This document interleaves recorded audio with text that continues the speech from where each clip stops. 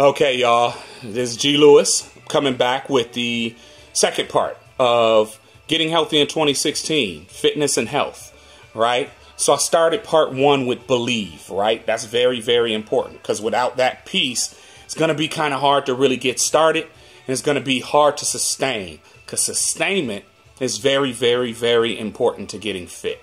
So what are we talking about in part two? Fitness is a lifestyle, not an activity. A lot of you look at fitness as something you do and not something that you are. Fitness should be a part of your normal everyday activity, your everyday life, just like walking, talking, breathing, going to work. It should be something that you do without even thinking about it. If you spend a lot of time dreading the fact that you have to work out at the end of the day, it has not yet become a lifestyle. So there are ways to, try to change that and help it become a lifestyle for you. So let's start with be consistent. Pick a time each day that you can work out, that you know that you're free from distraction, that the only thing that you have to compete with is something that's not going to make your life better, i.e. watching TV, i.e. being on the internet, i.e. gossiping on the phone. Those are times that you probably could cut a little time out to probably focus on being a little more healthy, right? So pick that time and stick with it each day because the human body is very, very smart. It'll start burning as you sleep, start burning, getting that fuel ready. That metabolism's getting ready for the next day. And it knows every day at 6:30, I don't know what goes on out there, but all of a sudden we need a lot more energy. So we got to make sure that we burn a little bit extra for tomorrow. Your body will get in this routine. Your metabolism will start to increase because it will have an expectation that you will need this energy. So pick a time, be consistent with it, right? And stick with it. A lot of people try to get fit and they try to do it alone. And you know what the reality is if that were easy to do, then there would be no gyms. There would be no personal trainers. They all would go out of business, right? Teamwork makes the dream work. Find some people that's going to be real with you and keep you accountable. A lot of single parents tell me, well, gee, I got kids. What am I supposed to do? I got kids running all over the house. Kids sometimes can be your best accountability partner, right? You tell those kids that at 6:30, I'm going to work out in the living room. Mommy or daddy's going to do 100 sit-ups. Those kids are going to come at 6 o'clock, look at the clock, and they're going to look and see you sitting on the couch eating chips, watching TV, and they're going to say, Mommy, you said you were going to do sit-ups at 6:30.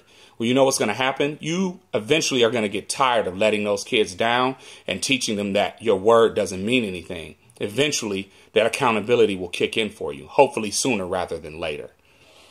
So build a support team around you that'll hold you accountable. That's really, really important. And be humble when you get called to the carpet, because that means that if they have enough love for you to tell you about what your goal is, then that means that your dream is just as big to them as it is to you. All right. Be creative. Make it fun.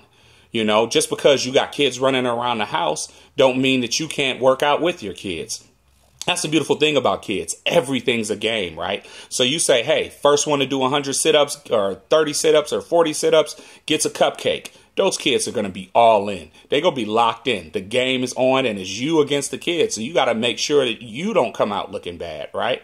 So it's a fun time. It's a chance to bond. It's a chance to burn some calories. And it's a chance to teach your kids a lifestyle that they can take with them as they grow up. Right? One of the things that I do, I love to work out when I watch football. There's no better time to work out. Everybody that knows me knows I'm a big Steeler fan. So when Pittsburgh scores, I do push-ups. When the other team scores, I do sit-ups. And you know what's good about that? When you're watching football, your adrenaline's already pumping. So there's no better time to get a workout in and burn off that energy to help your body, right? Or you can, do something as simple as play poker. And the person with the losing hand has to do exercises that add up to what his cards add up to or what her cards add up to. So there are ways to make it fun. Just be creative. Fitness is not this just push-ups and sit-ups. It's moving your body in a way that's going to allow your body to stay healthy, burn calories, build muscle, and burn fat. All right. And when in doubt, do something. If you were supposed to go running today or go walking today and it's raining outside, don't say, oh, well, so much for running. Do sit-ups, do squats, do wall squats, do planks, do something while you're watching TV. If you're too sore to run, then walk. The key is do something, because you can't build a habit without doing something every day. All right. So remember, before you can become fit, fitness has to become a lifestyle, not just an activity. This is G. Lewis. I'll be back with the last two, and I'm out.